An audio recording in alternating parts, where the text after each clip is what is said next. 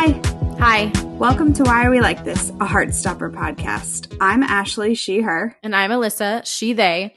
And today we are here to revisit season 1 with a very special guest. We have husband of the pod and media over analyst. Oh, it's me. Hi. I'm Eddy. Oh God, I messed it up. He, him. That's what I was supposed to say. And yes, I am Alyssa's husband. That's me. Do not edit any of that. Just that stays 100%. Wow. This is our last rewind episode before season 2. I'm having a lot of emotions. There'll be true rewind episodes after this one. Oh my God. I'm feeling a lot of feelings. Yeah. When this comes out, there'll be like 2 days left. Mm-hmm. Whoa. I'm not well. And we're getting showered with content. We are. And information. It's been a whirlwind of a few days. It's like we were starving in the desert for months and months and months, and we've just come upon a literal smorgasbord. Yeah. And they just keep setting out new things. Mm-hmm. Yeah. At time of recording, we just got the list of the track list for the score, so that's what we're referring to presently. Yeah, I can't wait to overanalyze that and like place all my theories in a timeline based on the song titles. So I've already got a few things going. Mm-hmm. I know what I'll be doing tonight. Yep. All right. So do we want to just start out with and I think I know the answer to this question. I don't know why. I don't know how I might have knowledge of this, but how did you come to find Heartstopper, Eddy? Oh, yeah. Well, gosh, I mean, it's a pretty good story. My wife really liked the show. Wait, when what? She watched it. Yeah, and then she started doing this really cool podcast about Heartstopper because she was such a big fan. And I started listening to the podcast to be supportive. And I was like, I have no idea what anybody's saying. And so that's when I decided to watch the show. So that's how I came upon Heartstopper. And I watched it and I thought it was pretty good. Pretty good. Yeah. We'll take it. Yeah, we will. Especially because what you left out was the literal months of me being like, hey, do you want to watch it? Hey, do you want to watch it? Yeah. So it's not a type of show that I would generally watch, mostly because I'm just not super interested in a lot of the like high school romance type of shows and movies. Not that they're bad or anything, just that, you know, it's not like content that I generally engage with. That being said, though, I did find Heartstopper to be like a very good quality. Like I thought it was well written and well acted, and there was a lot of good stuff about it. So it was a really enjoyable watch, you know, more so than I guess I would have expected going in.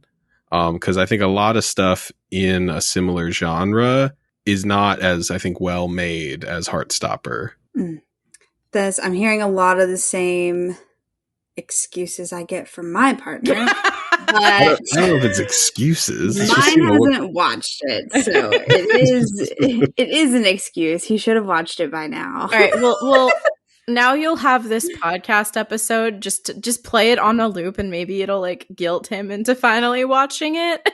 I did tell him earlier, I was like, Eddy is the guest tonight, you know, because he watched the show. All right. So I know you kind of already started getting into this, but do you want to kind of share your overall thoughts and feelings on the entirety of season 1? So this can be more of the like quality of the filmmaking. This can be like the story or like anything that, you know, music. General thoughts, etc. Yeah, I liked it quite a bit. I think one of the things that really stands out about the show to me is a lot of the characters come off as really like realistic. really like true to life kind of things. Like a lot of the characters, I don't know about you guys, but I like watching them. I'm like, yeah, I knew a bunch of people who were like this person or whatever when I went to high school. And I think there's like some knock-on effects from that where a lot of the drama and stuff doesn't feel forced in the show, which I think is what you get in a lot of similar like teen, relationship type of media. A lot of the drama and stuff feels like a natural progression of the characters and them interacting with each other and their different, needs and wants and ideas, smashing into each other because they're all forced to be in one place. That's what kind of is an interesting thing about high school type of stories. It's that everyone has to be here all the time because it's school. And Heartstopper, I think, uses the setting well. But yeah, I think the characters for me is like the noticeable big strength of the show. I mean, the plot is, two kids like each other, right? Like, but I think the characters stand out as really strong. Even like some of the characters that don't have nearly as much screen time, it feels like, and maybe this is because it's adapted from a comic and maybe they were able to like study some of the stuff in the comics. I'm not sure. I didn't read them, but like even the characters that don't have that much screen time feel, like people, they feel like they have personalities and things going on in their lives. So that's, I feel like I'm talking for too long in a row. I don't know. You're the guest. That's true. I'm the guest. I am in charge now. That's like part of the reason that I was like, have we considered Eddy? Because you like to talk. I do. I'm a talker. Good at it. Oh, thank you. That's so nice. So, thinking about season 1, what are some of your like standout favorite moments and or least favorite moments? A moment that really stood out to me, especially I rewatched the show over the last couple of days before this so that I would have it fresh. And one of the moments that really stood out to me, well, actually two, and they kind of almost are related, is in, I think it's the second episode, when Charlie and Nick are at Charlie's place and they're watching a movie and Charlie falls asleep and Nick is like thinking about holding his hand and he's like reaching his hand over and there's like the 2D animated like lights and sparks and stars and stuff. I thought that was a really great moment. And another moment that really stood out to me on the rewatch was in, I think it's in the Bully or Boyfriend. It's in one of those two episodes. When Charlie's having a tough old time and he's thinking about breaking up with Nick because he thinks that Charlie thinks that himself is a bad person who shouldn't be dated. And he has like a flashback to a scene that we hadn't seen yet because it happened before the show started, of him and Ben like meeting up in the library, and Charlie asks Ben if they're like boyfriends or whatever, and Ben like scoffs at him and like insults him. Similarly, the thing that really stood out about that scene was the like 2D animation that comes in during that, because the scene is like very like dark and like shadowy, but then it's like amplified with like 2D animated like shadows like creeping in on them and like, like darkening like and deadening the whole world around them. So those moments kind of stood out to me on the rewatch as like particularly strong moments for both Nick and Charlie's characterizations. The reason I think that they both did so much was something I really noticed on the rewatch was that like a super strong element of the production of Heartstopper is the lighting. Mm-hmm. A lot of scenes are super well lit to like express and enhance the emotions of the characters and the scenes that are happening. A especially noticeable way that that's done is in the beginning of the show, whenever Charlie meets up with Ben, everything is very darkly lit. There's lots of shadows and darkness and stuff. And not just in the library, which is that way because I guess nobody's there. Nobody used the library during the school day. I'm not really sure. what's going on there. It's like the beginning of the day too, so it might not be like fully opened up yet. Yeah, but the other places where they meet as well. And this stays throughout the show, so it's clearly intentional. Like even like when they meet, when Ben confronts Charlie, like in the parking lot or whatever, it's like, it's super dark. Like they're not even under like a street lamp or whatever. I waxed poetic about the construction of that scene. Oh, okay. Yeah. I was like, this is incredible. I hate everything that's happening, but I love all of the things that they did to make it happen. And when Charlie meets Nick for the first time, when he walks into that room, Nick is like almost like wreathed in light when Charlie walks into that room. He's surrounded by open windows and the sun is like shining through them. But then there's other instances of that as well. Obviously there's like the hand thing when they, in what's the episode called? Kiss, when they meet up at the party, they're like coming at each other from across the room and it's like a dark dance floor. But right when they like reach each other, there's this bright light that comes on like behind them in the middle. And stuff like that happens throughout the show to show this kind of contrast between, this good thing and the bad thing. And like that's like something that like, it sounds like simple, but like, they took the effort and time to do it and keep it up throughout the production. And it's not, I mean, there's other things as well. I won't point out every example of good lighting in the show, but that's one that's like really easy to follow through, but there's a lot of other ones as well. I think, when we were talking about it, Alyssa, you also mentioned there's like a number of like rainbow lens flares that happen throughout the show and some other like small things like that. But yeah, there's a lot of really good stuff there. Eddy is also a former film student, for those of you who were wondering. If you couldn't tell. Well, and I mean, that kind of stuff is like, and that kind of like effort that was, put in by the people making the show is, I think, like a thing that kind of elevates this over other similar stuff. You can say the CW. Sure. I mean, the CW is a big proponent of that kind of teen, romance, melodrama content. But yeah, I mean, it's clear that people making this really cared a lot.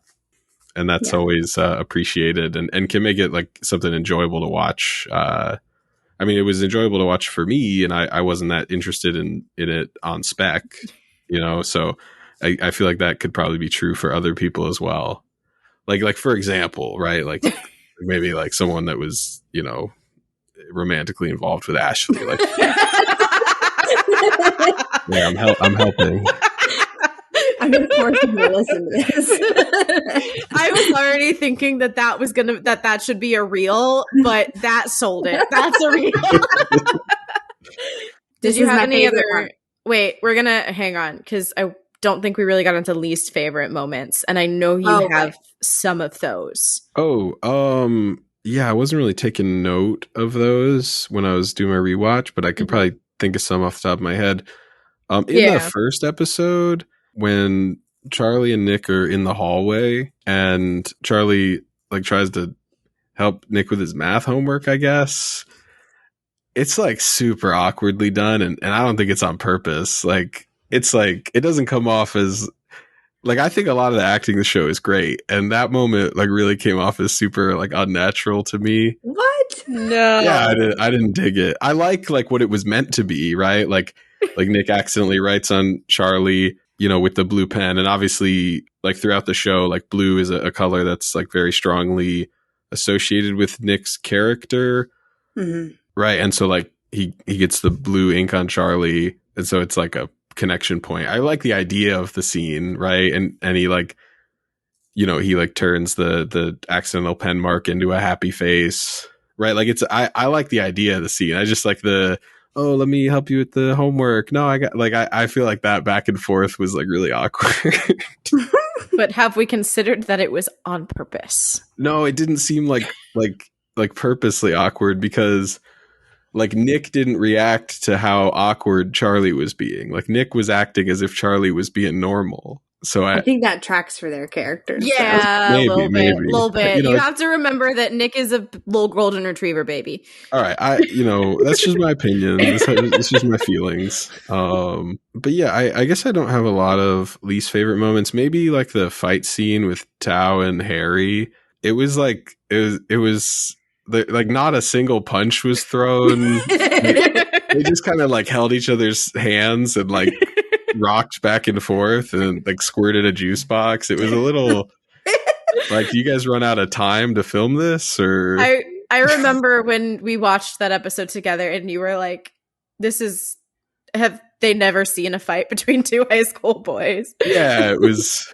a little weird. I don't know that I have a lot of like moments that I like didn't like, I guess.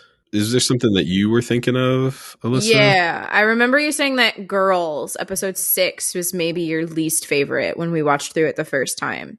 And I thought you had some good points about that. I can remind you of them. Yeah, what were they? I mean, they were probably great, but it was that some of the stuff with Tara seemed a little bit underdeveloped. Oh yeah, I guess I wasn't really thinking about that on my rewatch. But yeah, it was the kind of thing where I can't remember exactly what my point was, but I think I had said that like I'm not sure where they like what they could have cut to do this, but it felt like they didn't spend enough time on Tara's kind of like arc that she has in that like episode, like because she like obviously like she like comes out and then like she like everyone, I guess like she just no one like made their opinion clear about lesbians before, so she just assumed that everyone was cool with it, and then a lot of people weren't cool with it, and then she's dealing with that. But a lot of that like kind of takes a back seat, which I know Tara and Darcy are not the main characters. I'm aware of that.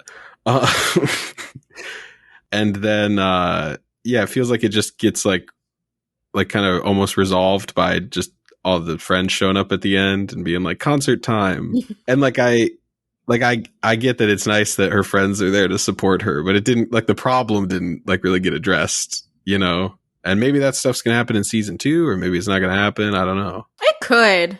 I'm thinking about some of the stuff in the comics in Paris, and it might tie in a little bit. Yeah, I think there's not like a lot of like super weak moments though. At least I didn't think so. Yeah, I mean Tao like as a character is a bit I don't know, like maybe this is too harsh, but like is somewhat grating. But it doesn't feel like an accident. Like it feels like the show knows that that's the case, like yeah. It feels like the show is aware of Tao's personality and how he comes off to people. Mm-hmm. I think it's going to be better in season 2. I think we'll have softer feelings about Tao. Yeah, I mean, the main conflict with why Tao annoys me has been resolved. So there's that. Yeah. I had other moments that I liked a lot, I think. Let's hear 'em. That's okay. Keep going. I think so there's a moment in the first episode, and it comes up again in how many episodes are there? 8 in the 7th episode. In the first episode, a little ways into the show, Charlie goes and like sits in the art room where he I guess has been eating lunch for a long time because of being bullied and such, which is not great. Don't bully Charlie, okay? But there's like this really great piece of imagery that happens in that scene where Charlie it cuts to Charlie sitting in the art room, and there's an overhead shot of him sitting in this like corner. Mm-hmm. It's his sadness corner. Yeah, he's like up against the cabinets, and like under him on the floor there's this like painting of a tree, and like there's so these like there's these branches like coming out from the what the image is. It's an overhead of Charlie, and in front of him there's these branches, and behind him there's just this whole like crazy mess of all splattered paint. And like to me, like what that imagery is suggesting is that like there's this mess like behind him and around him, and it's made up of all this like splattered paint, all these like different colors, like a rainbow, if you will. And so there's like this like whole like mess that his life kind of has become, and it's like, because of him being out, right? That's why the mess is made up of all the different colors and such. Mm-hmm. That's, but then in front of him, there's all the branches, right? There's like these branching The paths roots that he can take, right? And it's at this point in the show where he, he hasn't yet made the choice about not wanting to meet up with Ben anymore. And he's just starting to feel like he might be having a crush on Nick Nelson, right? And so it's like there's all these different paths in front of him, and he's got choices to make, and it could go kind of different ways. And there's still, like, on the floor, like on top of and underneath that painting of the tree, there's still all these like splatters of different colors and stuff, suggesting that like whatever path he goes on, there's still going to be kind of a mess, but it's going to be less so. Like the behind him, the cabinets and everything are just like, they're fucked, right? But like in front of him, it's basically saying like, hey, you got some choices to make, but things don't have to keep being so bad.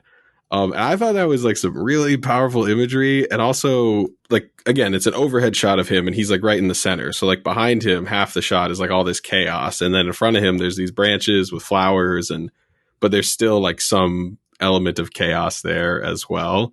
So like, to me, I thought it was like this really strong imagery of like, here's kind of what the show is going to be.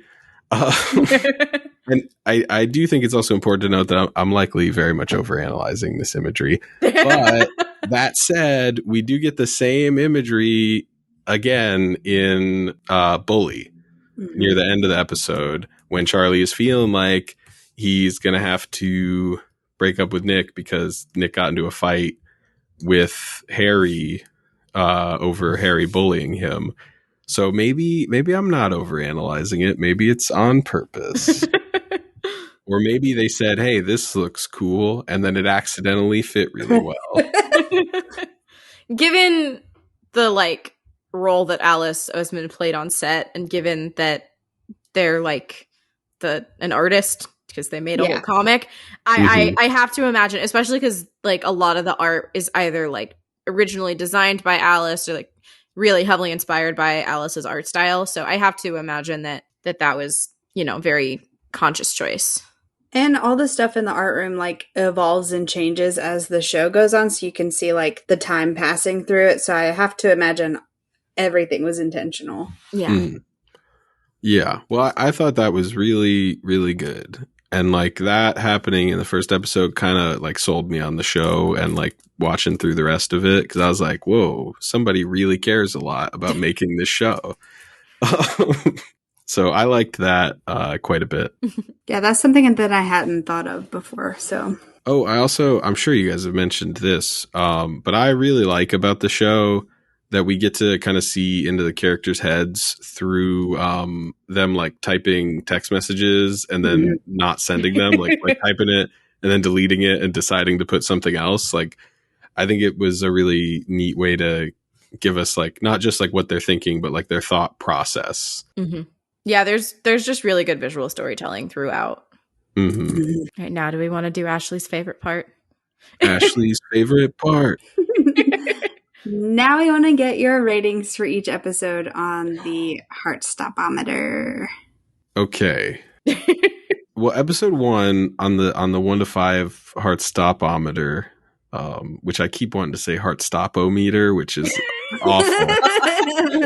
That's a terrible way to pronounce that. That's why there's no hyphenation. It's just Heartstopper.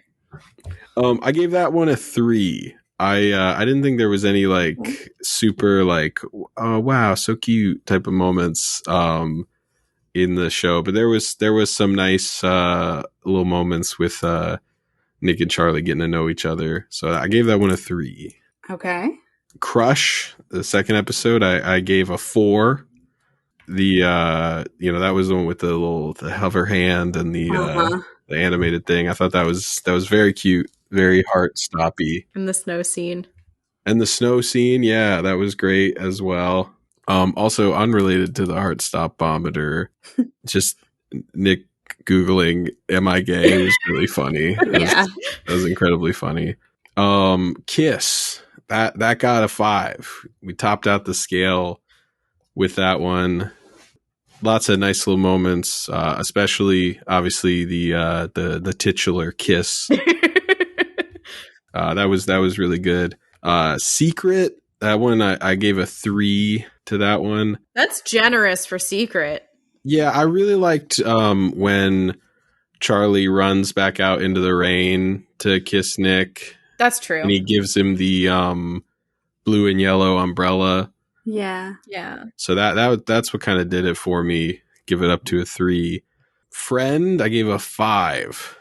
You know, they had some very cute moments in the arcade there. They said the thing. Well, Nick did. Yeah. He said, "Why are we like this?" Did you guys know the name of this podcast is a quote in the show? Did you guys know that? What? Yeah. What a coincidence. I thought that was crazy. So I gave that one a 5. Girls, I gave that one a 6. And that was kind of like, that one was more of an additive score because there's a lot of things with Nick that all I think add up because they're all like a similar thing where he's like, you know, finding comfort, you know, and ways to like tell people that he and Charlie are going out. You know, and it's clear, like the actor. What's the name of the actor that plays Nick? Kit Connor. Kit Connor. He's really good. He did win an Emmy for this role. The thing he's super good at. I mean, there's a bunch of stuff, but the thing he's super good at is like showing like the like under the surface emotions that the character has. Yeah. Pirates of the Caribbean is that episode, right? Yeah. Yes. So like, you know, like Nick is expressing one emotion because that's what he should be doing, but then it's clear to the audience what he's feeling underneath that as a different emotion, and that's like probably challenging to do as an actor, and he's very good at it. And you can tell in this episode that like Nick is like really wanting to like tell people. It's almost like this, you know, the secret, right, is like having trouble staying in there. And I think it's like really interesting that Nick is more comfortable telling people he's with Charlie than he is talking about like his sexuality and potentially being bisexual. Mm-hmm. And I like how that kind of shows us as the audience that like, you know, he's still figuring his own stuff out, but what he's sure of is that he really likes Charlie. He's sure of how he feels about Charlie. Yeah. So that's cool. So I gave that one a 6. Bully, I put a 2 on the heart. Yep. Sounds about right. Didn't, you know, do a lot of stopping of the heart there. It has a couple of things going for it. It's got Shut Up, Rugby Lad. Yeah, there's a nice moment with Tori as well.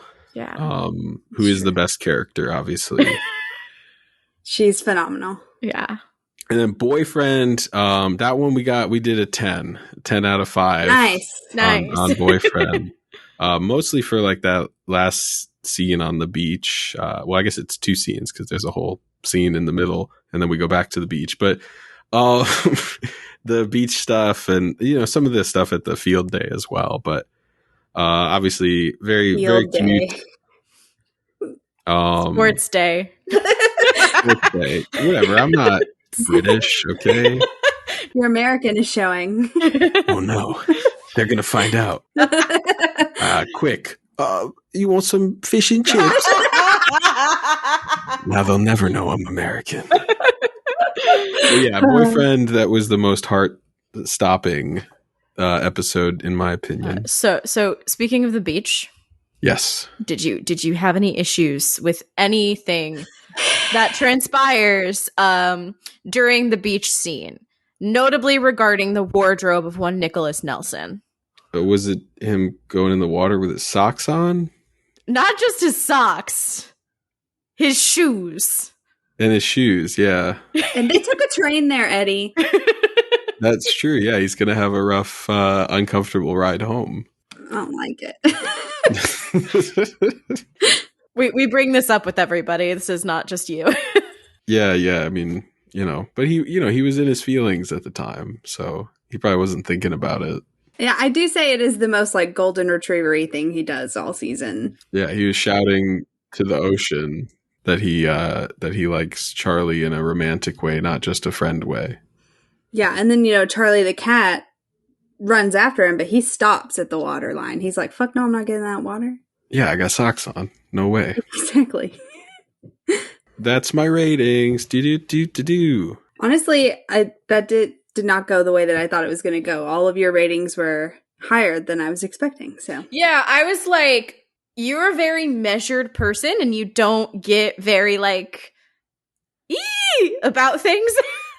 I don't have an actual word for that, so I was really surprised that there were episodes that were. Did I have to have like a out loud like?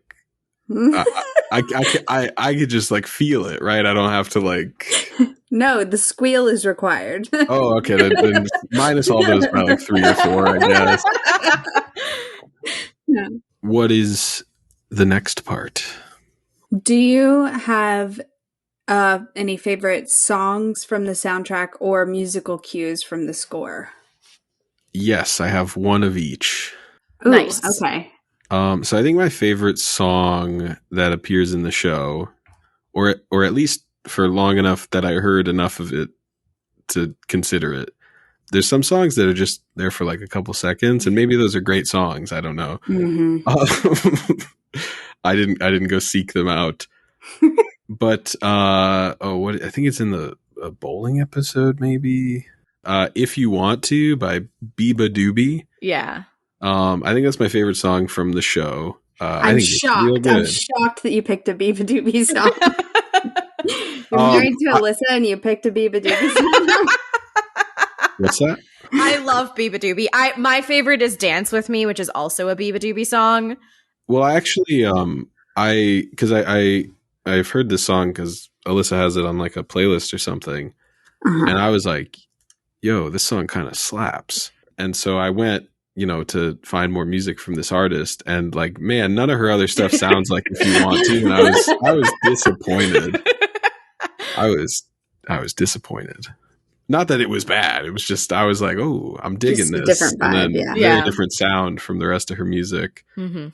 So that was, I think, my favorite song from the show. My favorite, like musical cue or whatever. I don't know how you worded it. In Crush, in the opening scene, the song Sappho plays, and I felt like out of every song that appears in the show, that one fit the most with the emotions of the characters and scenes while it was playing. Mm-hmm. It was like really well matched to what was going on.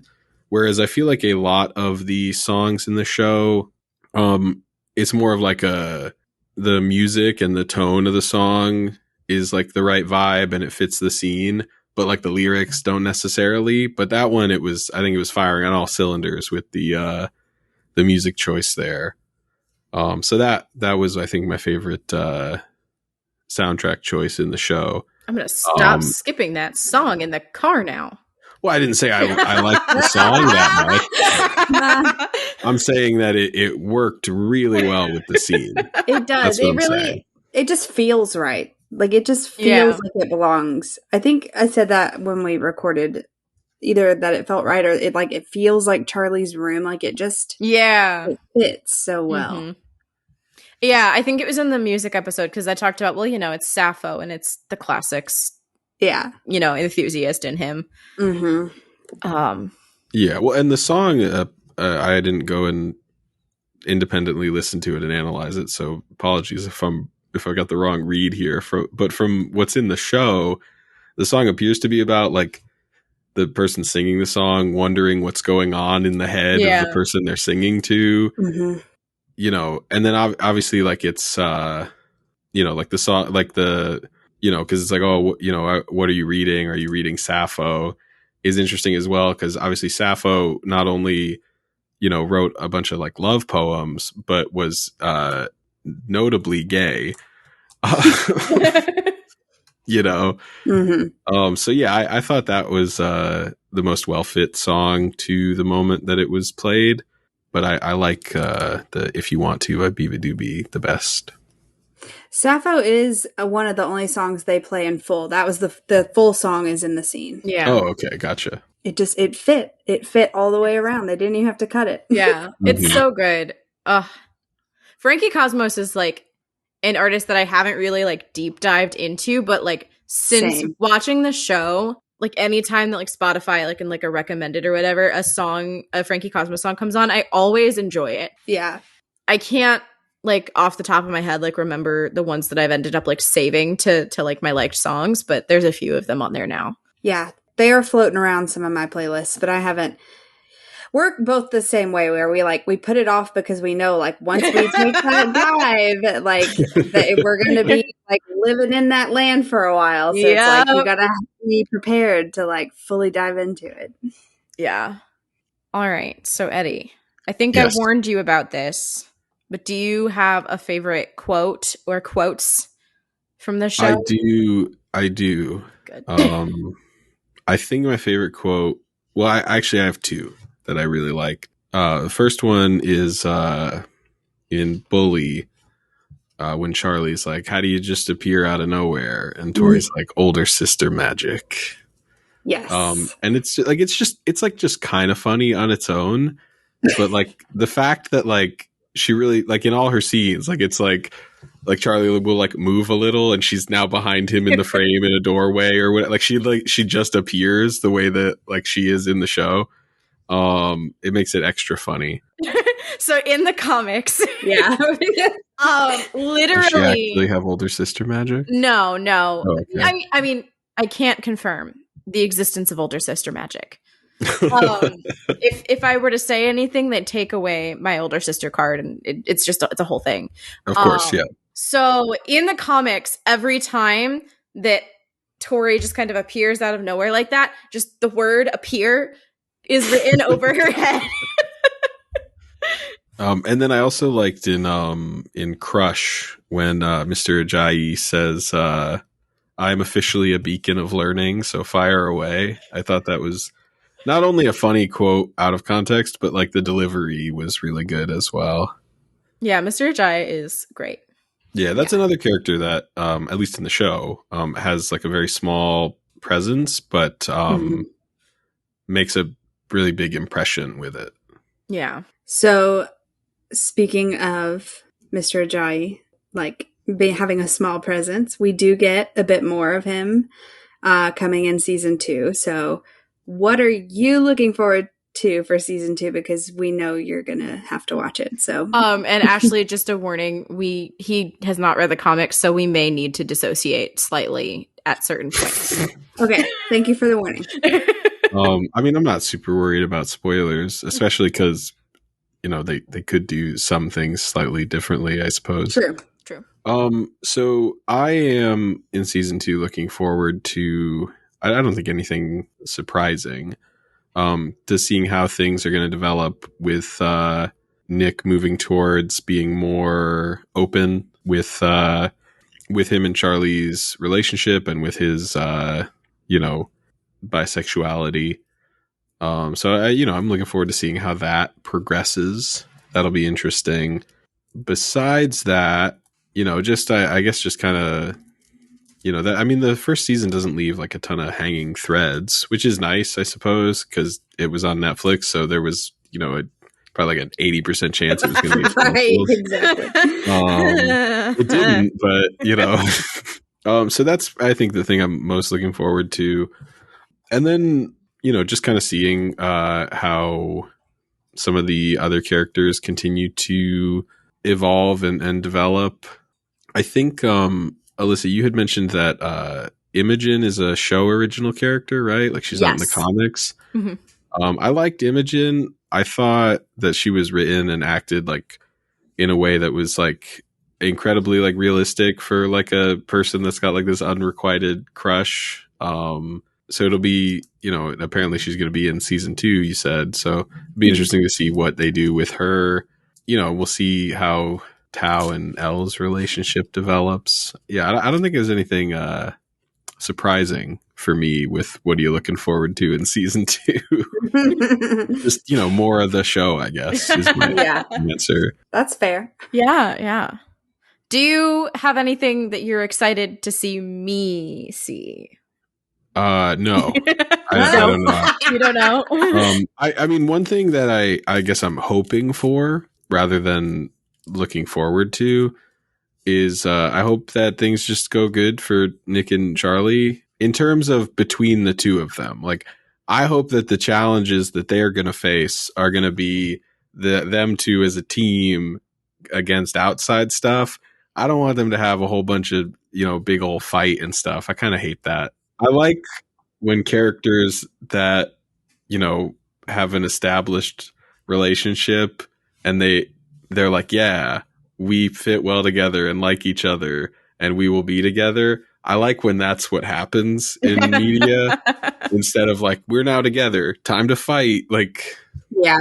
Mm-hmm. So if they're going to end up having some kind of big fight or something, I don't want it to happen so soon. They kind of just, figured out being in a relationship. So right. That's a hope I have, I guess, more than a looking forward to. I have another question for you. Yeah. Are you waking up with me at 3 a.m. on August 3rd to watch the show with me when it first drops on Netflix? I thought we were watching it at the season 2 watch party. That is going to be hosting my fifth watch. Oh, no, I'll probably watch it then. You're gonna wait that long? Isn't it like a week or like 4 days or something? It's like 3 days. Like 3 days. That's a long time to wait.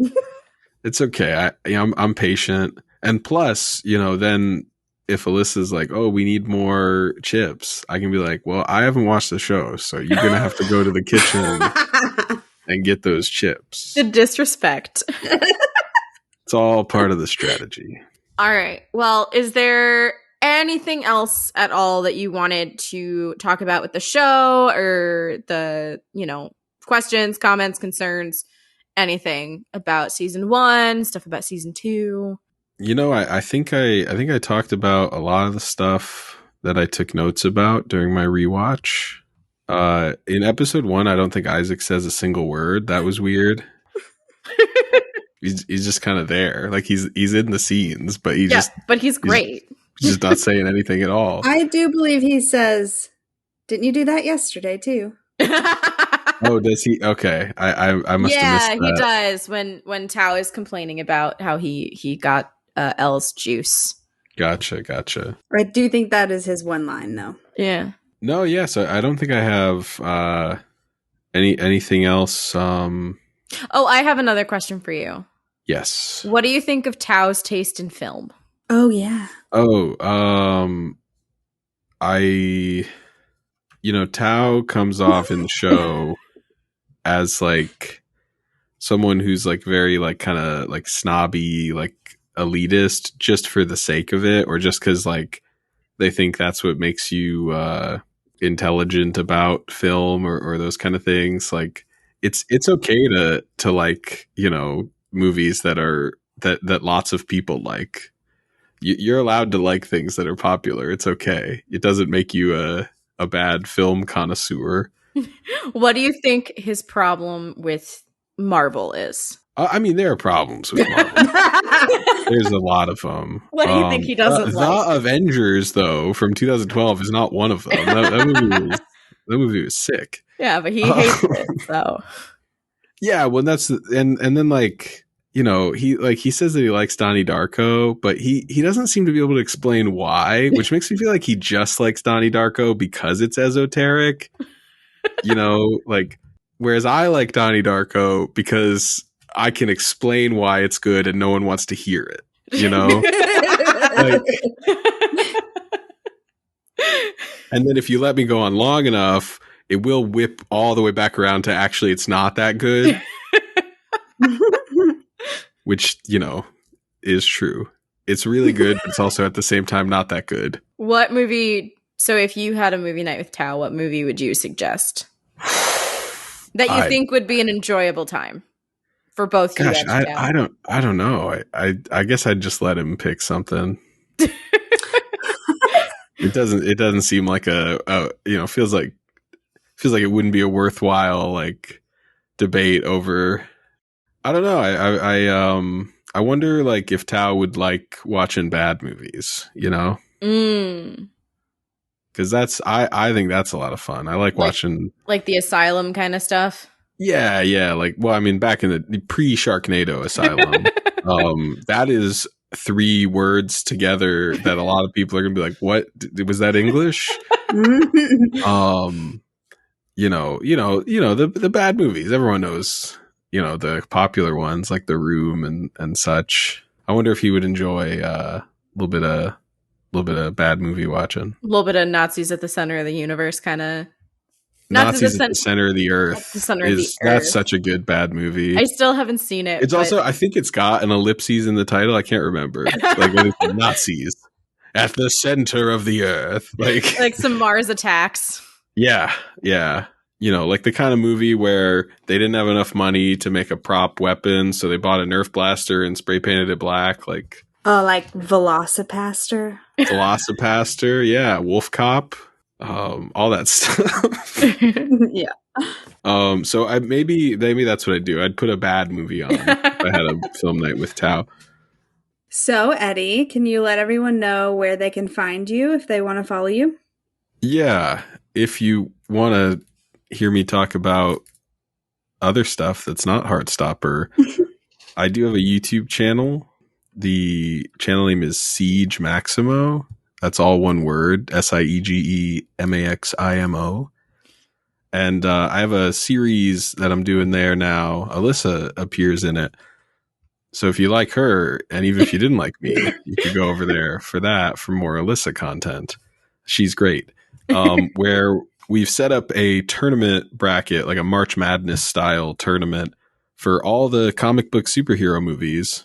And we have, for like over a year now, been watching all of them in head-to-head matchups and eliminating them one by one to find the best comic book superhero movie. There's like 8 or 9 episodes out so far, and more to come. So yeah, that's where you can find me if you liked my opinions or my voice or my wife, any of those.